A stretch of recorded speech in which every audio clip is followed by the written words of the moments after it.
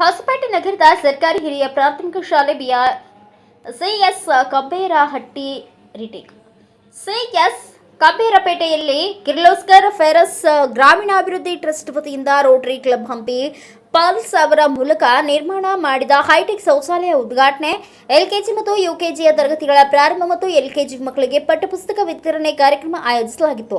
ಕಾರ್ಯಕ್ರಮದ ಅಧ್ಯಕ್ಷತೆಯನ್ನ ಕ್ಷೇತ್ರ ಶಿಕ್ಷಣಾಧಿಕಾರಿಗಳಾದ ಬಿ ಉಮಾಪತಿ ವಹಿಸಿದ್ರು. ಉದ್ಘಾಟಕರಾಗಿ ನಗರಸಭೆ ಪೌರಾಯುಕ್ತರಾದ ಶಿವಕುಮಾರ್, ಕ್ಷೇತ್ರ ಸಮನ್ವಯ ಅಧಿಕಾರಿ ಶಿವಕುಮಾರ್, ಶಿಕ್ಷಣ ಸಂಯೋಜಕರಾದ ಮಧುಸೂದನ್, ರಾಜು, ಅಬ್ದುಲ್ ಕಲಾಂ, ಕಿರ್ಲೋಸ್ಕರ್ ಫೆರಸ್ ಗ್ರಾಮೀಣಾಭಿವೃದ್ಧಿ ಟ್ರಸ್ಟ್ ಕಮಲಾ ಗುಮಾಸ್ತೆ, ಉದಯ್ ಕುಲಕರ್ಣಿ, ರೋಟರಿ ಹಂಪಿ ಪಲ್ಸ್ ಸದಸ್ಯರಾದ ಅನ್ನಪೂರ್ಣ, ಕಾರ್ಯದರ್ಶಿ ದೀಪಾ ಅಗರ್ವಾಲ್, ನೇತ್ರಾವತಿ ಮತ್ತು ಸದಸ್ಯರುಗಳು ಭಾಗವಹಿಸಿದ್ದರು. ಸರ್ಕಾರಿ ಶಾಲೆಯಲ್ಲಿ ಹೈಟೆಕ್ ಶೌಚಾಲಯ ನಿರ್ಮಾಣ ಮಾಡಿ ಮಕ್ಕಳ ಬಳಕೆಗೆ ಒದಗಿಸಿದ ಕಿರ್ಲೋಸ್ಕರ್ ಕಂಪನಿಯ ಕಾರ್ಯ ಶ್ಲಾಘನೀಯ. ಮಕ್ಕಳು ಇದರ ಸದುಪಯೋಗ ಪಡಿಸಿಕೊಳ್ಳಬೇಕು ಎಂದು ನಾನು ಸರ್ಕಾರಿ ಶಾಲಾ ವಿದ್ಯಾರ್ಥಿಯಾಗಿರುವುದರಿಂದ ಯಾವುದಾದರೊಂದು ಸರ್ಕಾರಿ ಶಾಲೆಗೆ ದಾನದ ರೂಪದಲ್ಲಿ ಪ್ರತಿ ವರ್ಷ ನೀಡ್ತಾ ಬಂದಿದ್ದು, ಈ ವರ್ಷ ಕಬ್ಬೇರಪೇಟೆ ಶಾಲೆಗೆ 50,000 ವೆಚ್ಚದಲ್ಲಿ ಸೌಲಭ್ಯಗಳನ್ನು ವೈಯಕ್ತಿಕವಾಗಿ ಒದಗಿಸುವುದಾಗಿ ತಿಳಿಸಿದರು. ಕ್ಷೇತ್ರ ಶಿಕ್ಷಣಾಧಿಕಾರಿಗಳು ಶಿಕ್ಷಣ ಇಲಾಖೆ ಪರವಾಗಿ ಧನ್ಯವಾದಗಳನ್ನು ಸಲ್ಲಿಸಿ, ಸರ್ಕಾರಿ ಶಾಲೆಗಳು ಗುಣಮಟ್ಟದಲ್ಲಿ ಯಾವುದಕ್ಕೂ ಕಡಿಮೆ ಇಲ್ಲದೆ ಶಿಕ್ಷಣ ನೀಡುತ್ತಿದ್ದು, ಸದರಿ ಶಾಲೆ ಆ ನಿಟ್ಟಿನಲ್ಲಿ ಮಾದರಿಯಾಗಿದೆ ಎಂದು ತಿಳಿಸಿದರು. ಶಾಲೆಯಲ್ಲಿ ಆರಂಭವಾಗಿರುವ ಎಲ್ಕೆಜಿ ಮತ್ತು ಯುಕೆಜಿ ತರಗತಿಗಳನ್ನು ಉದ್ಘಾಟಿಸಿ ಮಕ್ಕಳಿಗೆ ಪಠ್ಯಪುಸ್ತಕ ವಿತರಣೆ ಮಾಡಿದರು.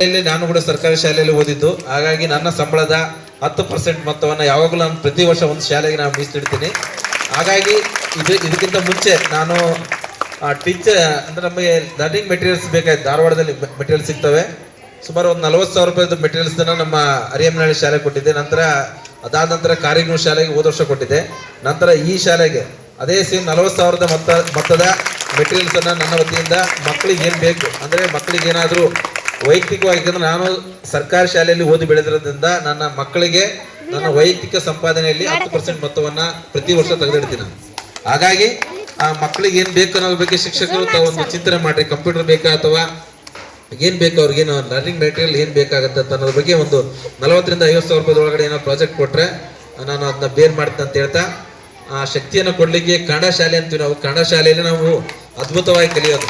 ಯಾಕಂದ್ರೆ ನಾವು ನಮ್ಮ ಭಾಷೆಯಿಂದ ನಾವು ಕೆಲವೊಂದು ಎಕ್ಸ್ಪ್ರೆಷನ್ ನಾವು ಏನೇ ಮಾಡಲಿ ನಾವು ಕನಸು ಕಾಣೋದು ಕೂಡ ಕನ್ನಡದಲ್ಲೇ.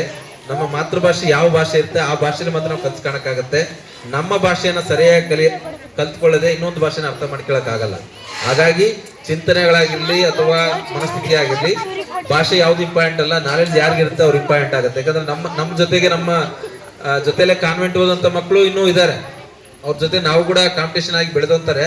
ಬಟ್ ಅಂದ್ರೆ ಅವ್ರಿಗೆ ಕ್ರಿಯೇಟಿವಿಟಿನ ನಾವು ಮಕ್ಕಳು ಕನ್ನಡ ಶಾಲೆ ಮಕ್ಕಳು ಇರ್ತಕ್ಕಂಥ ಕ್ರಿಯೇಟಿವಿಟಿ ನಮ್ಮ ಕಾನ್ವೆಂಟ್ ಶಾಲೆ ಮಕ್ಕಳು ಇರಲಿಲ್ಲ. ಉದಾಹರಣೆ ನನ್ನ ಮಕ್ಕಳು ಕೂಡ ಇದ್ರು ಕೂಡ ಆ ಕ್ರಿಯೇಟಿವಿಟಿ ನಾವು ಸಿಗಕ್ಕಾಗಲ್ಲ. ಯಾಕಂದ್ರೆ ಮಕ್ಕಳಲ್ಲಿ ನಾವು ಒಂದೇ ರೀತಿ ಯೋಚನಾ ಮನಸ್ಥಿತಿ, ಮಕ್ಕಳು ನಾವು ಏನನ್ನ ಹೇಳ್ತೀವಿ ಅಷ್ಟ್ರ ಮಾತ್ರ ಕನ್ನಡ ಪಡಕ್ಕೆ ಬರ್ತವೆ ಮಕ್ಕಳು. ಅಂದ್ರೆ ನಮ್ಮ ಕಾನ್ವೆಂಟ್ ಸ್ಕೂಲ್ ಮಕ್ಕಳು. ಬಟ್ ಕನ್ನಡ ಸ್ಕೂಲ್ ಮಕ್ಕಳು ಅಂದ್ರೆ ಅದರದೇ ಆದಂತ ಒಂದು ಕ್ರಿಯೇಟಿವಿಟಿ ಇರುತ್ತೆ, ಅವ್ರದೇ ಆದಂತ ಒಂದು ಚಲನಶೀಲ ಸಾಮರ್ಥ್ಯ ಇರುತ್ತೆ. ಇನ್ನೊಂದು ಏನಂದ್ರೆ ಮಕ್ಕಳಿಗೆ ಬದುಕೋದನ್ನ ಕಲ್ತಿರ್ತಾರೆ. ಮೇನ್ ಇಂಪಾರ್ಟೆಂಟು ಯಾವುದೇ ಎಜುಕೇಶನ್ ನಾವು ಮೌಲ್ಯಗಳನ್ನ ಕಲಿತೀವಿ, ಹಾಗೆ ನಂತರ ಬದುಕುವಂಥ ಸಾಮರ್ಥ್ಯ ಇರುತ್ತೆ ಮಕ್ಕಳಲ್ಲಿ. ಯಾಕಂದ್ರೆ ಏನೇ ಕಷ್ಟ ಬರಲಿ ಆ ಕಷ್ಟಗಳನ್ನ ಎದುರಿಸುವಂಥ ಸಾಮರ್ಥ್ಯ ಕನ್ನಡ ಮೀಡಿಯಂ ಸ್ಟೂಡೆಂಟ್ಸ್ ಮಕ್ಕಳಲ್ಲಿ ಇರುತ್ತೆ. ಯಾವುದೇ ಕಾರಣ 35% ಆದ್ರೂ ಕೂಡ ಬೇಜಾರು ಮಾಡ್ಕೊಂಬಲ್ಲ ಅವರು. ಯಾಕಂದ್ರೆ 35, 75, 95 ಇಸ್ ನಾಟ್ ಇಂಪಾರ್ಟೆಂಟ್. ಯಾಕಂದ್ರೆ ಈ ಪರ್ಸೆಂಟೇಜ್ಗಳು ಯಾವುದು ಇಂಪಾರ್ಟೆಂಟ್ ಅಲ್ಲ. ಯಾಕಂದ್ರೆ ನಾನು ನೋಡಿದ್ದೀನಿ UPSC ಕ್ಲಿಯರ್ ಮಾಡೋಂಥ ವ್ಯಕ್ತಿ ಸೆಕೆಂಡ್ PUC 6 ಸಬ್ಜೆಕ್ಟಲ್ಲಿ 4 ಸಬ್ಜೆಕ್ಟ್ ಫೇಲ್ ಆಗಿದೆ. ಶಾಂತಪ್ಪ ನನ್ನ ಫ್ರೆಂಡ್ ಒಬ್ಬ SLC 80% ಮಾಡಿದ್ರು. ಸೆಕೆಂಡ್ PUC ಸೈನ್ಸ್ ಹೋದಾಗ ಅವರು ಇಂಗ್ಲಿಷ್ ಮೀಡಿಯಂ ಆಯ್ತು. ಅದು ಸ್ವಲ್ಪ. ಈ ಸಂದರ್ಭದಲ್ಲಿ ಭುವನೇಶ್ವರಿ ಸ್ಪಂದನ ಮಹಿಳಾ ಟ್ರಸ್ಟ್ ವತಿಯಿಂದ ಶಾಲೆಯ ಮಕ್ಕಳಿಗೆ ನೋಟ್ ಪುಸ್ತಕಗಳನ್ನು ಅಧ್ಯಕ್ಷರಾದ ಡಾಕ್ಟರ್ ಅಂಜಲಿ ಮತ್ತು ಸದಸ್ಯರು ವಿತರಿಸಿದರು. ನಗರಸಭೆ ವತಿಯಿಂದ ವಾರ್ಡ್ ನಾಗರಿಕರಿಗೆ ಸ್ವಚ್ಛತಾ ಅಭಿಯಾನದ ಬಗ್ಗೆ ಮಾಹಿತಿಯನ್ನ ನೀಡಿ 4 ರೀತಿಯಲ್ಲಿ ಕಸವನ್ನು ವಿಂಗಡಿಸಿ ಗಾಡಿಗಳಿಗೆ ಹಾಕುವ ಬಗ್ಗೆ ಮಾಹಿತಿಯನ್ನ ನೀಡಲಾಯಿತು. ಉತ್ತಮ ಕಸ ವಿಂಗಡಿಸಿ ಗಾಡಿಗೆ ಹಾಕುವ ನಾಗರಿಕರನ್ನ ಗೌರವಿಸಲಾಯಿತು. ಕಾರ್ಯಕ್ರಮದಲ್ಲಿ ಶಾಲೆಯ SDMC ಅಧ್ಯಕ್ಷರಾದ ನಾಗರಾಜ್, ಕಂಪ್ಲಿ ಸದಸ್ಯರು ಮತ್ತು ಶಾಲಾ ಶಿಕ್ಷಕರು, ಪೋಷಕರು, ಮಕ್ಕಳು ಉಪಸ್ಥಿತರಿದ್ದರು. Bureau report P Srinivas, Bharat Vaibhav news, Hosapete. Thanks for watching. Read, discuss and debate with editor Dr. Yan Prashant Rao. Wanted reporters in print, digital and visual media for Bharat Vaibhav Daily Newspaper, BV News 5 Channel and BV Fast Web News from all the talukas of Karnataka, Goa and Maharashtra. If interested, send your resume to 9019229369.